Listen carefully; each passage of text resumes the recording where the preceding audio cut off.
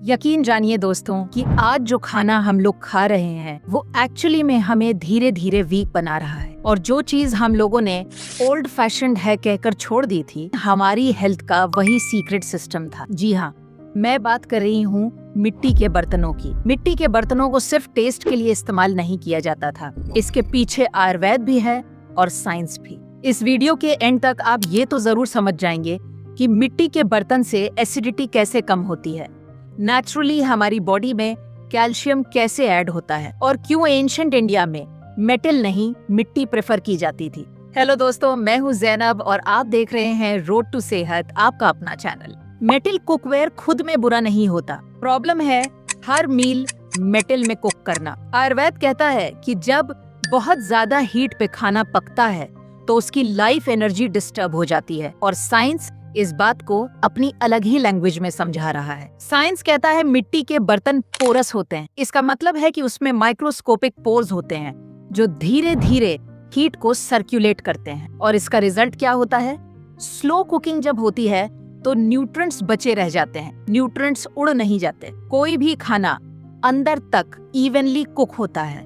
Metal पे heat attack करती है, लेकिन मिट्टी के बर्तन पर हीट इम्ब्रेस करती है। पर ये तो कुकिंग की बात हो गई, अब डाइजेशन का पार्ट समझ लेते हैं, क्योंकि मिट्टी के बर्तन का असली मैजिक यहीं शुरू होता है।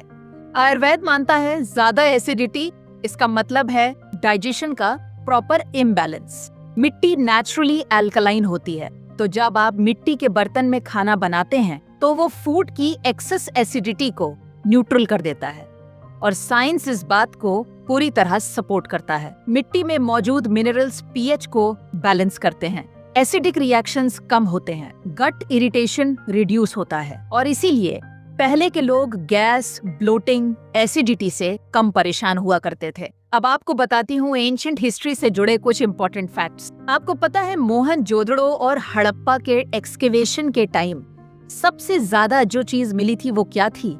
मिट्टी के बर्तन। कुकिंग के लिए, पानी के लिए, स्टोर करने के लिए, सब चीजों के लिए वो सिर्फ और सिर्फ मिट्टी के बर्तन इस्तेमाल करते थे। आयुर्वेद में भी लिखा हुआ है कि अन्न का दाना जब मिट्टी का स्पर्श लेता है तो शुद्ध हो जाता है, यानी मिट्टी जब अनाज को छूती है तो वो बॉडी फ्रेंडली बना देती है। अब आप लोग सोच रहे होंगे कि हाँ ठीक है, फायदा समझ में आ गया, पर ये तो बताओ कि मिट्टी के बर्तन टूट जाते हैं, खाना जल जाता है, उसका क्या? यकीन जानिए दोस्तों, ये बिल्कुल ही गलत है, क्योंकि मिट्टी के बर्तन को इस्तेमाल करने से पहले उसकी सीजनिंग करना बहुत जरूरी है। अब आपको सीजनिंग का मेथड बताती हूँ। सबसे पहले रात भर मिट्टी के बर्तन को पानी में भिगो कर रखिए, फिर बस एक बार चावल के पानी में उसको उबाल लीजिए। ये होगी धीरे धीरे हीट पे उसकी पहली कुकिंग, और फिर धीरे धीरे मिट्टी का बर्तन मजबूत भी होता है और सेफ भी रहता है। आप में से कुछ लोग अब सोच रहे होंगे कि यार ये बहुत झंझट का काम है,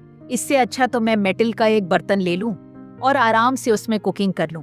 इतना झमेला आज की भाग दौड़ वाली जिंदगी में कौन करेगा? लेकिन दोस्तों यकीन मानिए, ये हमारी हेल्थ के लिए बहुत ही ज्यादा अहम है। जब भी आपको लगे कि ये झमेला है तो आप ये सोचिए कि इससे आपके परिवार की हेल्थ जुड़ी है, इससे आपकी हेल्थ जुड़ी हुई है।